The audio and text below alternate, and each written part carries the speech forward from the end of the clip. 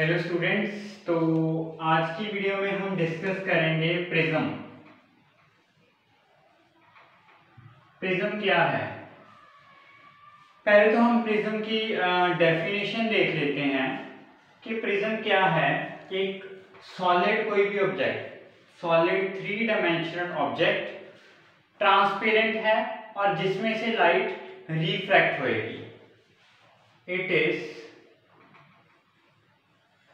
solid, it is a solid, transparent and refracting medium bounded by two plane surfaces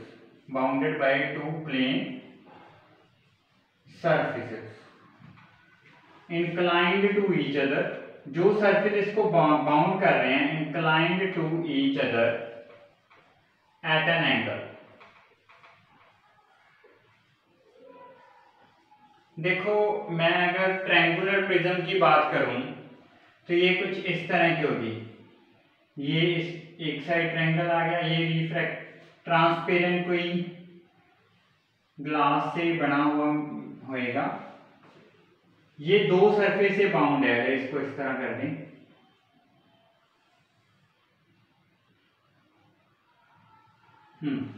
एक तो ये वाला surface हो गया और एक ये वाला सरफेस हो गया।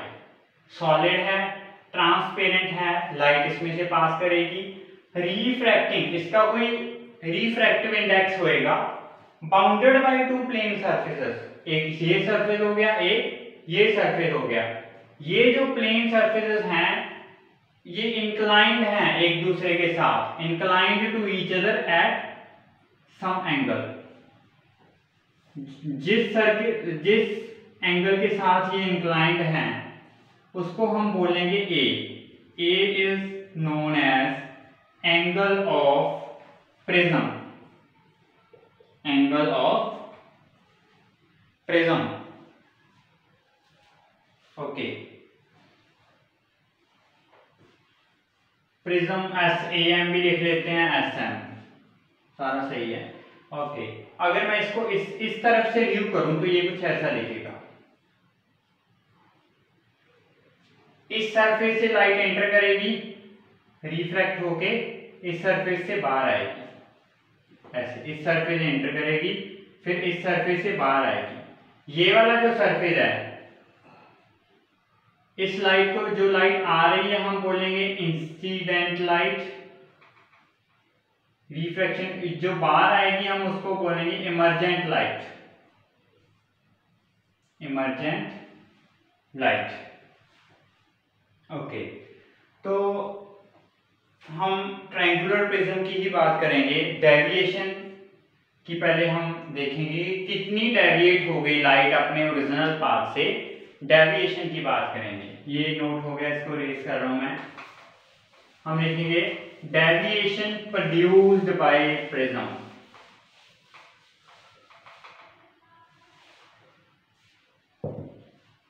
Deviation produced by prism।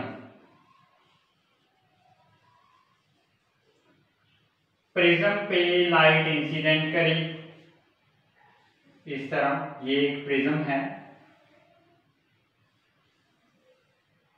Prism पे लाइट इंसिडेंट हो गई। ये मैंने बना दिया यहाँ पे नॉर्मल, ये हो गया नॉर्मल। नॉर्मल के साथ जो इस इंसिडेंट लाइट का एंगल है दैट इज इंसिडेंट एंगल आई।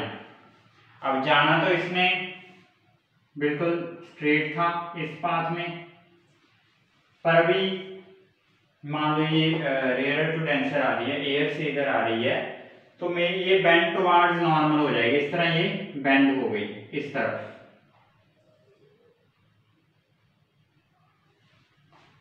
अभी ये पूरा एंगल तो आई होना चाहिए था ना, अगर ये बेंड वगैरह या ना होती तो ये पूरा आई है, तो ये वाला कितना बना, रिफ्रैक्ट हो गई, पूरा आई था तो रिफ्रैक्ट के बाद ये बन गया हमारा एंगल R1 नॉर्मल के साथ R1, और ये क्या बना, पूरा आई था, अगर मैं इसको रिफ्रैक्शन वाले को R1 मान लेता हूं तो ये कितना बचा, I minus R1, I minus R1, I minus R1 लिखा हुआ है, मे बी बस देख लेना, मैं बोल देता हूँ I माइनस R1। ओके, देख लो, मैं क्लियर हो रहा है। ओके, विजिबल है, विजिबल है। तो अब ये लाइट डेंसर टू रेयरर जाएगी। अगर मैं यहाँ पे एक और नॉर्मल बना दूं तो ये जाना इसने इस तरफ था, ये बेंड होगी अवे फ्रॉम नॉर्मल, ये इमर्जेंट लाइट हो गई। अगर ये वाला एंगल मैं R2 लिख लूं तो ये वाला एंगल मेरा इमर्जेंट एंगल हो गया विद नॉर्मल इज E। अगर ये E है, टोटल E एंगल हो गया, मतलब वर्टिकली ऑपोजिट एंगल का अगर हम कॉन्सेप्ट लगा लें, दो, ये अगर x है तो ये भी x होएगा, ये y है तो ये भी y होएगा, मींस ये I था, टोटल I था, ये E है, तो अगर मैं इसको इस तरह ज्वाइन कर लूं तो ये E होना चाहिए टोटल, तो ये बच क्या गया, E minus R2, E minus R2। Okay, देखो जाना तो ओरिजिनल पाथ तो लाइट का ये था, पर लाइट इमर्ज होके जा इधर रही है, मींस ओरिजिनल पाथ से वो कितनी डेविएट हो गई, ओरिजिनल पाथ से वो कितनी डेविएट हो गई, this is angle of deviation delta, delta that is angle of deviation. इसी का हम फॉर्मूला निकालेंगे एंगल ऑफ डेविएशन का। जो I है इंसिडेंट एंगल है, और जो E है दैट इज इमर्जेंट एंगल। देखो अभी यहां पे मैं अगर नाम दे दूं इसको P Q R, ये एंगल क्या है, A, एंगल ऑफ प्रिज्म। अगर यहाँ पे P Q R था, मैंने लिख लिया M N, यहाँ पे लिख लिया O, यहाँ पे लिख लिया O, P M N O। Okay, तो देखो अगर मैं इसको जूम करके बनाऊं यहाँ पे, ये वाले को A M O को, तो ये वाला एंगल I माइनस R1 है, ये वाला एंगल E माइनस R2 है, और ये ऊपर मैंने बनाया है दिस इज एंगल डेल्टा, यही चीज बन रही है यहाँ पे। तो sum of interior angle is equal to exterior angle, delta is equal to I minus R1 plus sum of interior angle E minus R2, E minus R2, ये आ गया। ओके, तो इसको थोड़ा सा सही करके लिखते हैं, हम लिखेंगे I plus E minus R1 plus R2, minus common निकाल दो। तो R1 और R2 का एंगल ऑफ प्रिज्म के साथ हम रिलेशन निकालते हैं, R1 और R2 का। पहले तो मैं ट्राइंगल MNO कंसिडर करूंगा। इन ट्राइंगल MNO, तो sum of all angles of triangle is 180 degree, means ये वाला एंगल हो गया मेरा, कोई भी n एंगल लिख लिया इसको मैंने n। ओके, MNO की बात कर रहा हूं, means R1 plus R2 plus angle n is equal to 180 degree, ये हो गया। फिर मैं इन क्वाड्रिलेटरल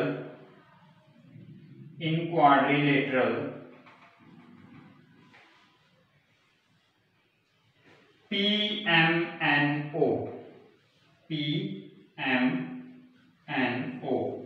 थोड़ा मैं स्लो करवा रहा हूं ताकि इसमें कोई दिक्कत ना रहे आपको।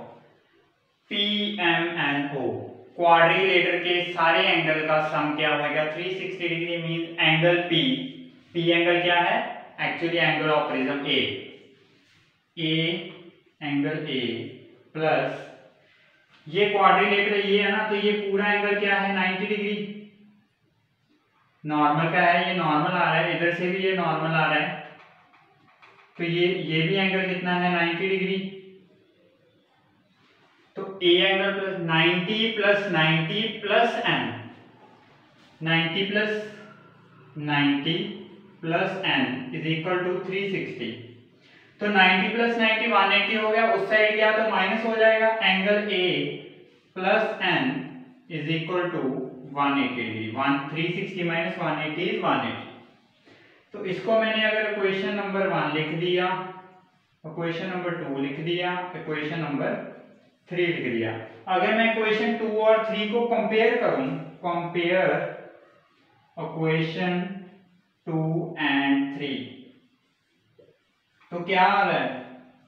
देखो n 180, तो मींस R1 और R2 equivalent to angle A आ रहा है। मींस जो एंगल ऑफ प्रिज्म है that is equal to R1 plus R2, R1 plus R2।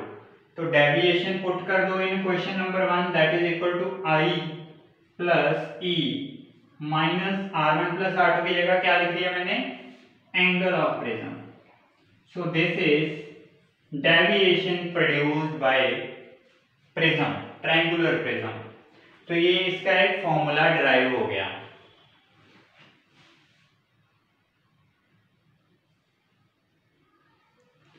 तो अब हम क्या करेंगे, इसका एक क्वेश्चन करते हैं। एक प्रिज्म है, अगर ये नोट नहीं किया था तो वीडियो पॉज करके आप नोट कर लो। ये एक प्रिज्म है, क्वेश्चन करते हैं इसका। प्रिज्म है, इस पे लाइट इंसिडेंट हो रही है at an angle 45 degree. 45 degree पे जो लाइट है वो इंसिडेंट हो रही है, और इसका जो रिफ्रैक्टिव इंडेक्स है that is √2। Angle of prism here is 60 degree, means angle of prism जो दिया गया है that is 60 degree. Incident angle is 45 degree. तो बताइए डेविएशन इस केस में कितनी होएगी? डेविएशन कितनी होएगी? मींस डेल्टा की वैल्यू आपने कैलकुलेट करनी है। तो बेसिकली हमने डेविएशन जो प्रोड्यूस्ड बाय प्रिज्म उसका एक फॉर्मूला ड्राइव किया हुआ है। Delta is equal to I plus E minus R1 plus R2 या एंगल ऑफ प्रिज्म। अब यहां से हम फॉर्मूला में देखें, हमारे पास I एंगल गिवन है, yes 45 degree, A angle given है 60। अगर हमें E angle, angle of emergent पता चल जाए तो हमारा काम हो जाएगा, हम डेविएशन निकाल सकते हैं। उसके लिए क्या करेंगे? लेट्स सपोज ये जो लाइट आ रही है, इसमें दोबारा बना दूं, ये जो लाइट आ रही है 45 डिग्री का एंगल बना रही है, और ये इस पे पहले R1 एंगल के साथ रिफ्रैक्ट होएगी, फिर नॉर्मल, फिर R2 ये एंगल हो गया, और एंगल ऑफ इमर्जेंट आ गया E। तो मैं अगर स्नेल्स लॉ लगाऊं, स्नेल्स लॉ, अगर मैं इसको फेज 1 लिख दूं, अगर मैं इसको फेज 2 लिख दूं, स्नेल्स लॉ लगा रहा हूं मैं फेज 1 पे। मैं सारा कुछ क्यों कर रहा हूं? क्योंकि मुझे E की वैल्यू चाहिए। तो यहाँ पे क्या होता है, स्नेल्स लॉ क्या है? एयर से आ रही है रिफ्रैक्टिव इंडेक्स 1, यहाँ पे एयर है, तो refractive index of incident medium into angle sin 45 is equal to Snell's law. मैंने रिफ्रैक्शन जब पढ़ाया था तब बताया था कि स्नेल्स लॉ क्या होता है। अगर आपने वो वीडियो नहीं देखी तो देख लेना। ओके, इस मीडियम में क्या, इसका रिफ्रैक्टिव इंडेक्स √2 है, √2 इंटू साइन R1। तो यहां से पहले R1 की वैल्यू आएगी, फिर R2 की, और फिर E की वैल्यू आ जाएगी। साइन 45 1/√2, और ये हो गया √2 इंटू साइन R1। तो ये इधर जाके 2 बन गया साइन R1, मीन्स साइन की वैल्यू 1/2 होती है eight angle 30 degree, means R1 की वैल्यू आ गई आपके पास 30 डिग्री। अभी R2 की वैल्यू के लिए क्या करना है हमें पता है कि जो R1 प्लस R2 है that is angle of prism. तो R2 की वैल्यू आ जाएगी angle of prism here 60 degree. 60 degree minus R1 की वैल्यू 30 है, तो इसकी वैल्यू आ गई 30।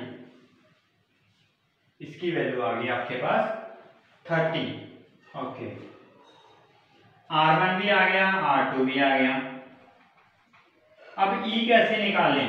फेज 2 पे स्नेल्स लॉ लगा दो, स्नेल्स लॉ लगा दो फेज 2 पे। √2 into sine R2, √2 into sine R2। R2 की वैल्यू कितनी है 30, साइन 30 इज इक्वल टू 1, इस यहां पे फिर 1 आ जाएगा एयर वाला, 1 इंटू साइन E। तो ये हो गया साइन 30 1/2 होता है, साथ में मल्टीप्लाई में √2 है, तो साइन E बन गया। अगर हम इसको सॉल्व करें प्रॉपर, मैं इसको इरेज कर रहा हूं, अगर हम इसको सॉल्व करें √2 इंटू 1/2 साइन E, तो मैं इसको √2 इंटू √2 लिख सकता हूं 2 को, तो एक √2 तो कैंसिल ही हो गया, तो ये बन गया 1/√2। तो मीन E की वैल्यू आ गई 45 डिग्री।